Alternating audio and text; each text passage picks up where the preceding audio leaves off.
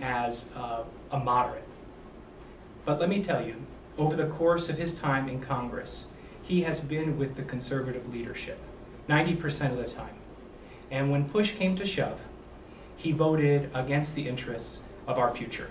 I'm going to speak about a bill that just happened, I guess it was last week, in which he had an opportunity to make sure our future, our children, who are our future leaders and our future entrepreneurs, could have access and a very highly qualified teacher in their classroom.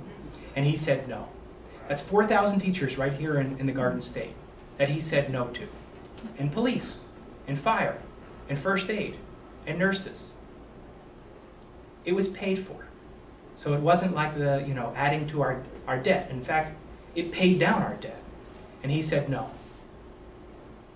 There are tough choices in Congress, but when we undermine our future, I think there's no excuse.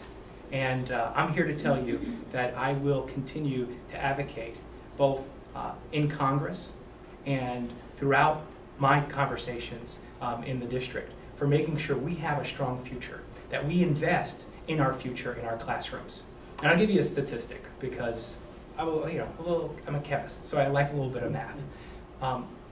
If we catch up with Finland in our ability to perform in science and math and language arts, we'll add 18% to our gross domestic product. That's a lot.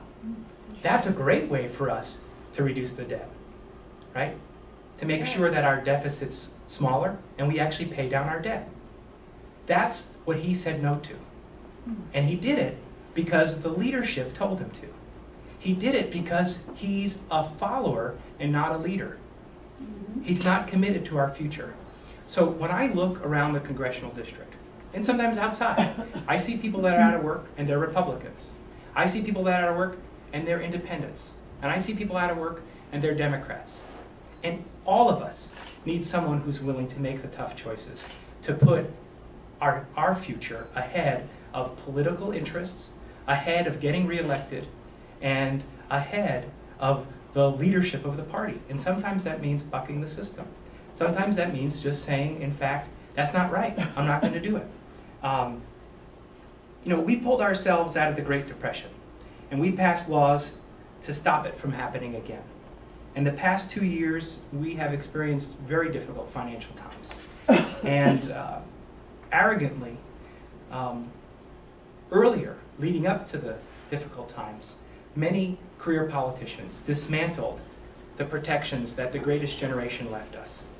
And I know that we're capable of getting there again, because we were capable of putting a man on the moon, flying through space at a time when no one else could do that, and we did it. And we're struggling still to plug an oil leak in the Gulf. Once we avenged the attacks of Pearl Harbor while simultaneously defeating the Nazis, all in less than 5 years. And then we peacefully led to rebuild Europe and Asia. Now we're locked into 2 wars with no clear objectives, and they've gone on for almost 10 years. The men and women of the last century made this nation great through their hard work, through their perseverance, their courage, and their ingenuity. And we're losing that edge. We must fight to get it back and make sure that our next generation, they have the opportunities, the skills, and all the tools they need to succeed.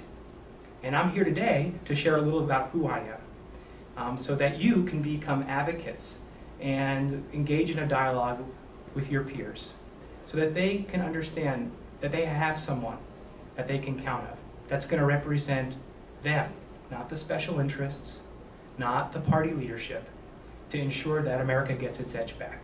So I'm also here to ask for your help. Your help in getting that word out, your help in getting me elected, to ask for your vote.